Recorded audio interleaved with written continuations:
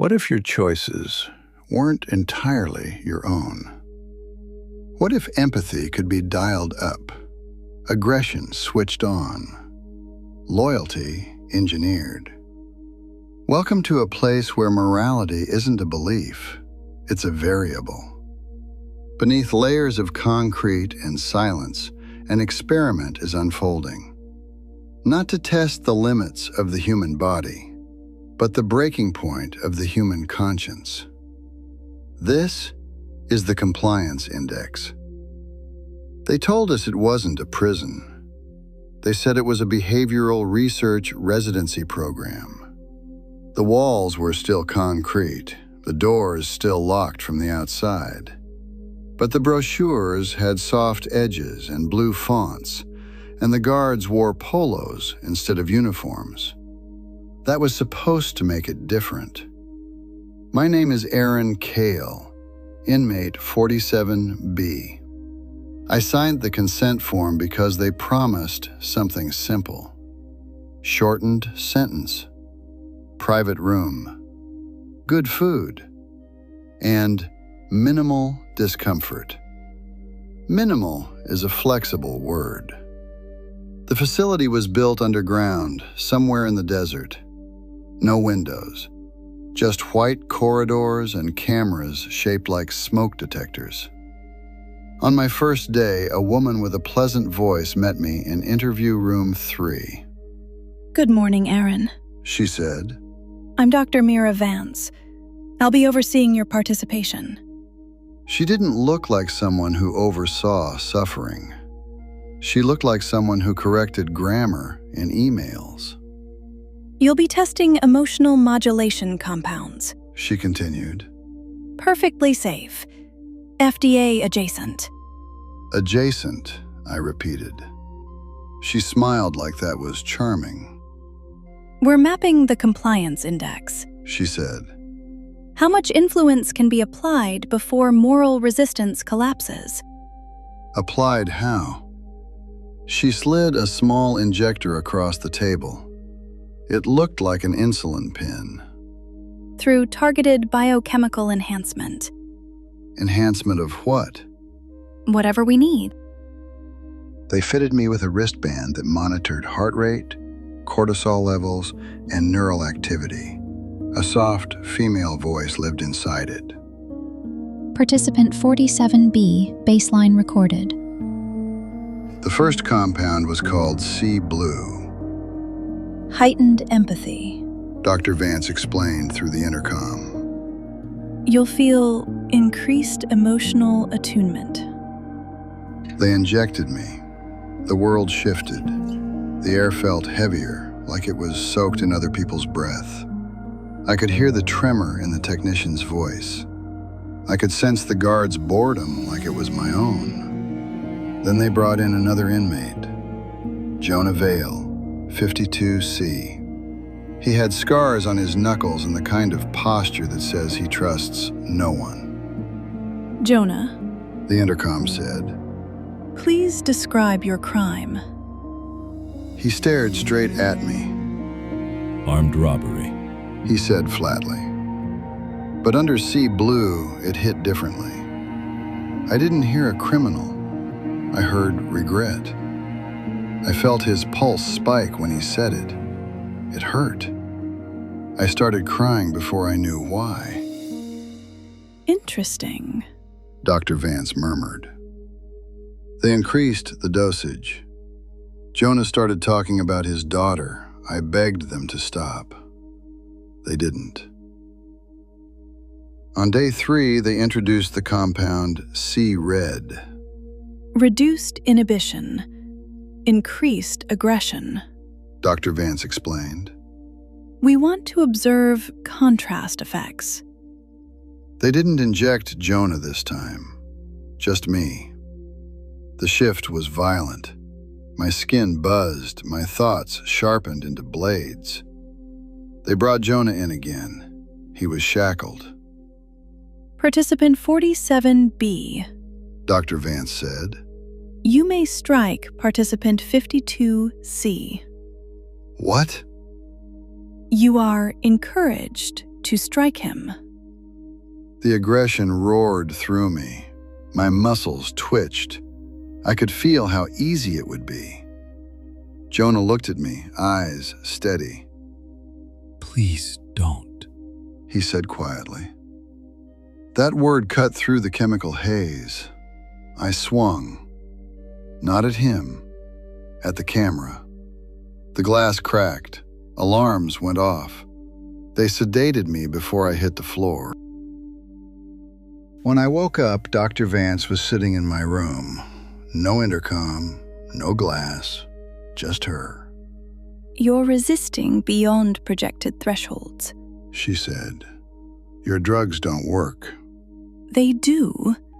That's what concerns us. Then what's the experiment? She studied me for a long time. You think you're here to test drugs. She said. You're not. Something cold slid down my spine. You're here because you scored unusually high on moral persistence. I laughed.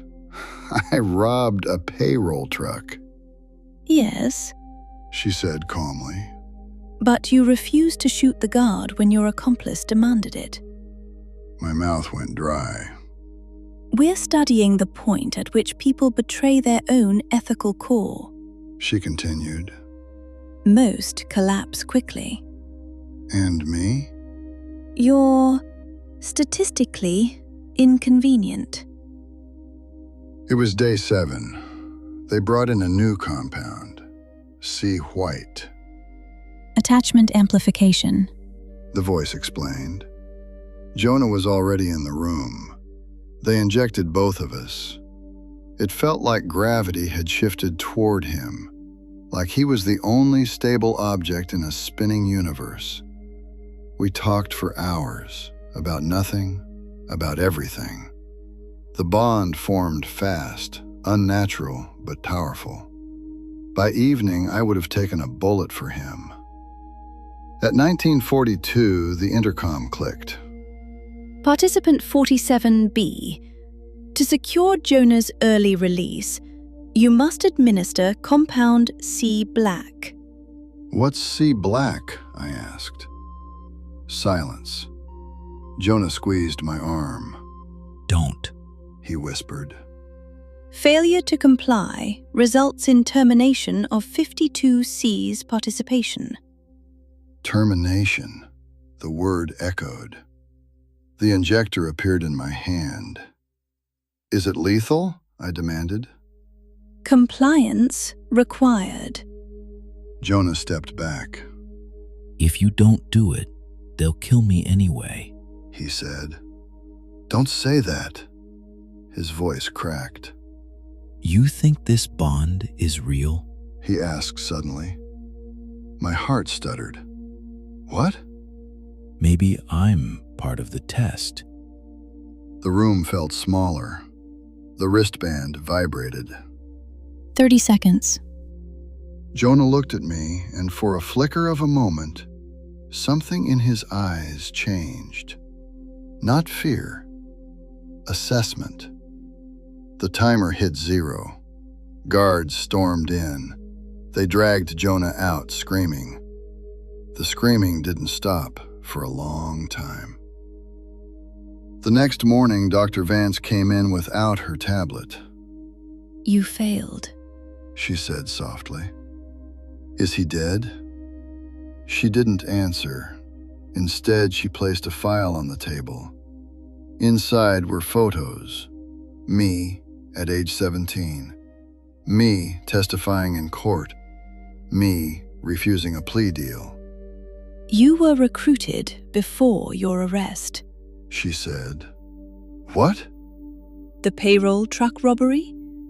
The accomplice who escalated the violence. He was already on our payroll. The room tilted. You engineered it? We created a high-stress scenario to evaluate your decision-making under threat. You destroyed my life. You qualified. I lunged at her. The wristband shocked me to the floor. They transferred me to sublevel 2. No more white walls, concrete, steel. No cameras visible. Jonah was there, alive, sitting in a chair, not shackled. He looked up when I entered, no recognition in his eyes. Hello, Arin. He said calmly.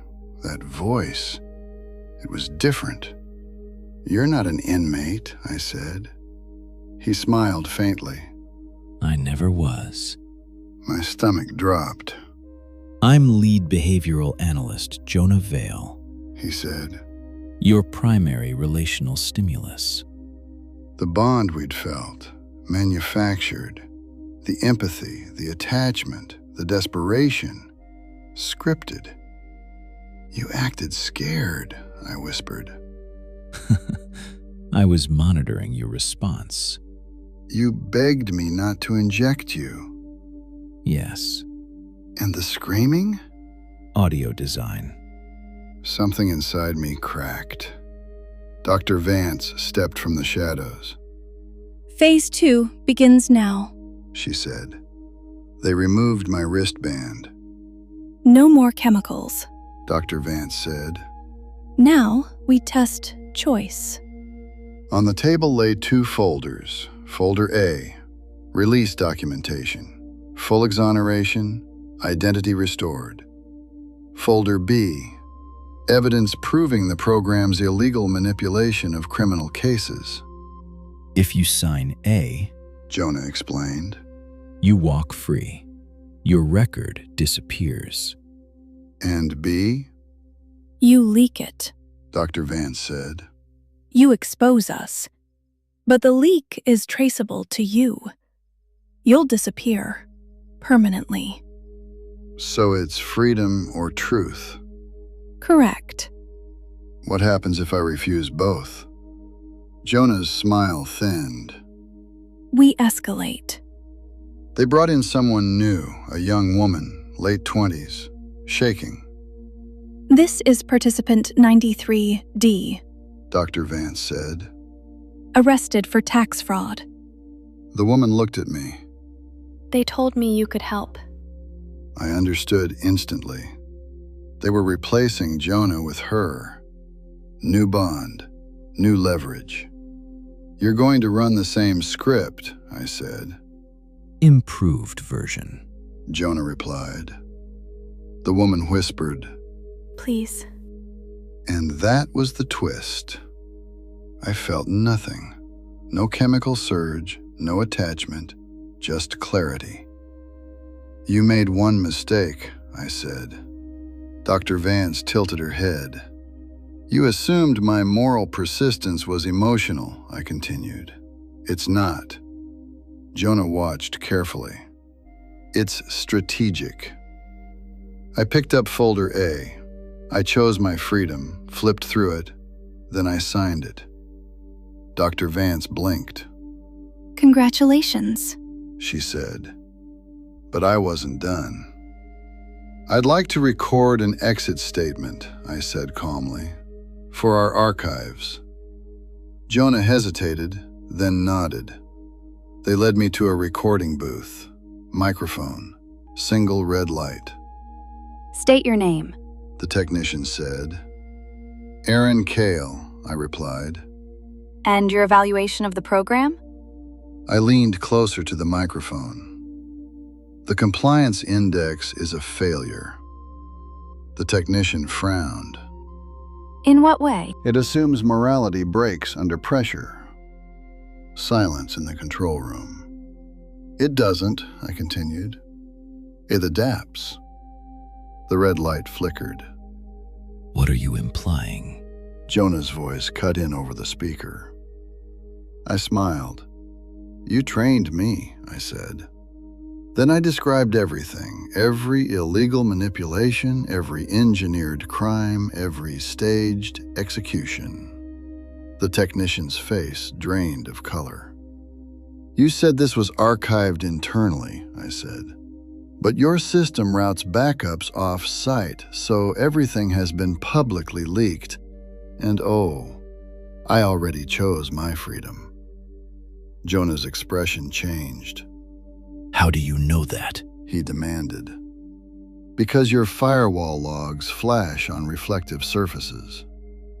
Dr. Vance swore at me. You've been watching the reflections in the observation glass, She realized. Since day one. The technician bolted from the room. Alarms began to howl.